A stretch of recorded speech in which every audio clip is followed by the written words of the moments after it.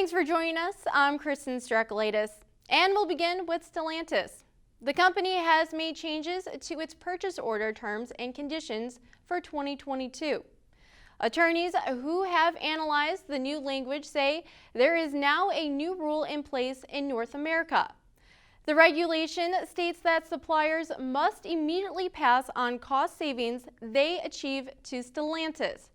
And the automaker has added provisions that expand its ability to prolong the life of a contract.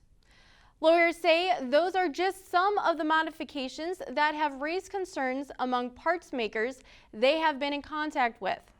And attorneys say some suppliers were not even aware that Stellantis had reworked the terms and conditions they are required to follow. The changes took effect January 1st. Nearly a year after Stellantis was formed by the merger of Fiat Chrysler Automobiles and PSA Group. Stellantis declined to comment this week. Automotive News spoke with a former Stellantis insider with knowledge of the company's North American purchasing operations.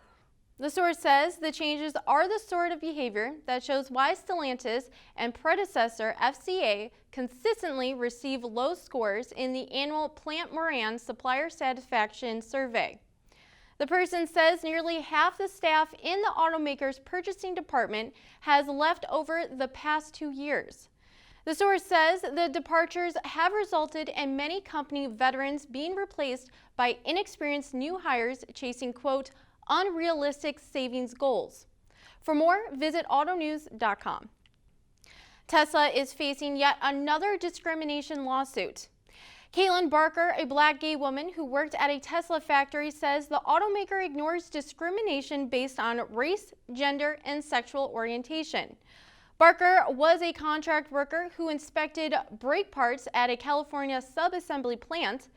In her lawsuit, the 25-year-old alleges that a white coworker struck her with a hot grinding tool while calling her the N-word and other derogatory terms.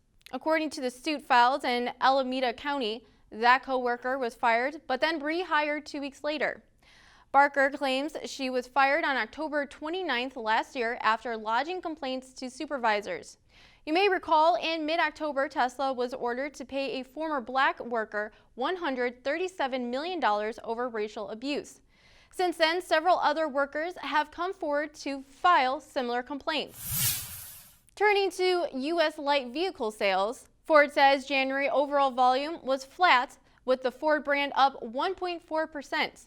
Lincoln plummeted 26%. Ford says combined SUV and crossover deliveries rose 8.5%, offsetting a 4.3% drop in pickup sales. And Carvana has averted the suspension of its dealer license in Florida.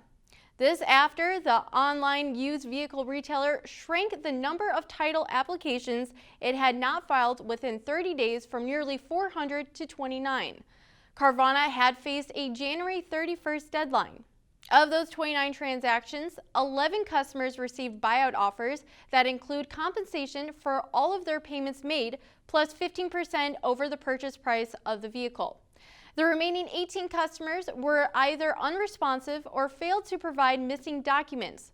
Carvana will stay in a regular review schedule with the Florida Department of Highway Safety and Motor Vehicles to ensure ongoing compliance. For breaking news 24/7, stay with AutoNews.com. We'll see you tomorrow.